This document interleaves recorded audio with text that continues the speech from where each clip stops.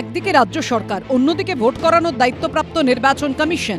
২৬-এর বিধানসভা ভোটের যখন কয়েক মাস মাত্র বাকি, তখন ভোটার তালিকায় গরমিলের অভিযোগ এবং তার প্রেক্ষিতে সরকারি অফিসারদের সাসপেন্ড ও এফআইআর দায়েরের নির্দেশ নিয়ে এই দুপক্ষের সংঘাতের আঁচে ফুটছে রাজনীতি, যাতে নতুন মাত্রা যোগ করল মুখ্য সচিবকে নির্বাচন কমিশনের দিল্লিতে তলব।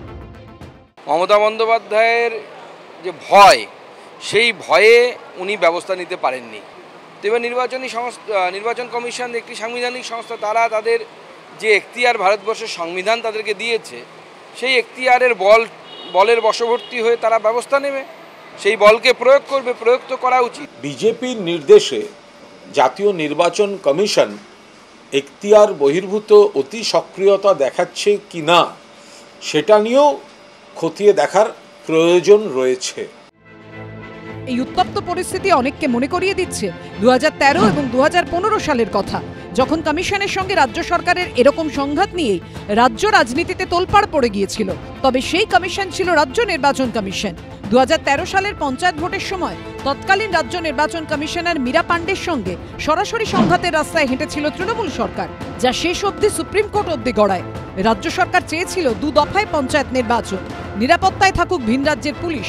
কিন্তু তৎকালীন রাজ্য নির্বাচন কমিশনার মীরা পাণ্ডের স্পষ্ট বক্তব্য ছিল, সুষ্ঠু ভোট চাইলে আরও বেশি দফায় ভোট করতে হবে, মোতায়েন করতে হবে কেন্দ্রীয় বাহিনী। এই নিয়ে কম আক্রমণের মুখে পড়তে হয়নি মীরা পাণ্ডেকে। একবার জিজ্ঞেস করিনি, আমাদের একবার জিজ্ঞেস করিনি, প্রয়োজন মনে করিনি, যা ইচ্ছে গায়ে জোর করেছে। এর বদলা আমি নেব, মানুষকে বলবো নিতে গণতন্ত্রের মধ্যে দিয়ে।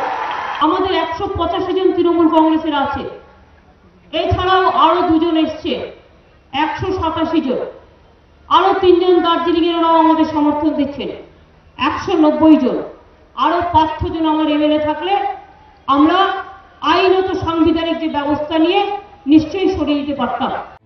কিন্তু তৎকালীন রাজ্য নির্বাচন কমিশনার মীরা পাণ্ডে এতটুকু নতি স্বীকার করেননি। সুষ্ঠুভাবে ভোট করাতে সুপ্রিম কোর্ট অবধি গিয়েছিলেন তিনি। শেষ অবধি সর্বোচ্চ আদালতের রায় গিয়েছিল রাজ্য নির্বাচন কমিশনের পক্ষেই। ভারতবর্ষে ইলেকশন করানোর দায়িত্ব ইলেকশন কমিশন অফ ইন্ডিয়ার। তারা মনে করেছেন কিছু কিছু অফিসারের এগেনস্টে স্টেপ নেওয়া উচিত। এখন যদি ওয়েস্ট বেঙ্গল গভর্নমেন্ট বলেন যে আমি মানব না, সেটা তো একটা কনস্টিটিউশনাল ফেলিয়ারের মতো হয়ে দাঁড়ায়। আমার সঙ্গে সেন্ট্রালের যে গভর্নমেন্ট আছে, তার সঙ্গে যে পলিটিক্যাল পার্টি যে গভর্নমেন্ট চালায়, তার সঙ্গে আমার সম্পর্ক ভালো নয়। আমি যে গভর্নমেন্টটা চালাই এখানে, যে পলিটিক্যাল পার্টি, তার সঙ্গে ওদের সম্পর্ক ভালো নয় বলে আমি কনস্টিটিউশনাল ব্রেকডাউন করতে পারি না। মীরা পাণ্ডের পর রাজ্য নির্বাচন কমিশনারের দায়িত্বপ্রাপ্ত সুশান্ত রঞ্জন উপাধ্যায়ের পদত্যাগ নিয়েও বিস্তর বিতর্ক হয়েছিল। ২০১৫ বিরোধীদের চাপের মুখে বিধাননগর, আসানসোল ও বালিপুর এলাকার ভোট গণনা স্থগিত রাখার সিদ্ধান্ত নিয়েছিলেন তৎকালীন রাজ্য নির্বাচন কমিশনার সুশান্ত রঞ্জন উপাধ্যায়। এরপরই কমিশনের বাইরে বিক্ষোভে বসে তৃণমূল। কমিশনের উদ্দেশ্যে হুঁশিয়ারির সুর তৃণমূলের তৎকালীন মহাসচিব পার্থ চট্টোপাধ্যায়ের গলায়।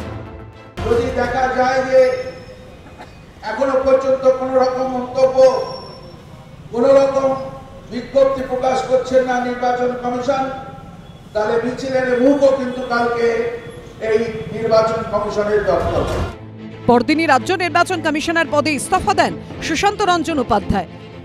ইন দ্য পাস্ট আমরা দেখেছি যে ইলেকশন কমিশনে কতখানি পাওয়ার থাকতে পারে। যতখানি পাওয়ার থাকে সেটাকে এক্সারসাইজ করা, তার জন্যে পার্সোনালিটি দরকার, তার জন্যে মনের দৃঢ়তা দরকার।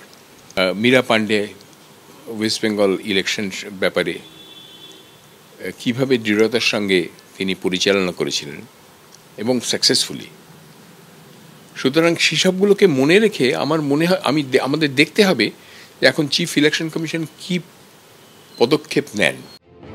জাতীয় নির্বাচন কমিশনের সঙ্গে রাজ্য সরকারের সংঘাতের আবহে অনেকেরই স্মৃতিতে ফিরে আসছে রাজ্য নির্বাচন কমিশনের সঙ্গে রাজ্য সরকারের সংঘাতের এই অতীত। কৃষ্ণেন্দু অধিকারীর রিপোর্ট, এবিপি আনন্দ।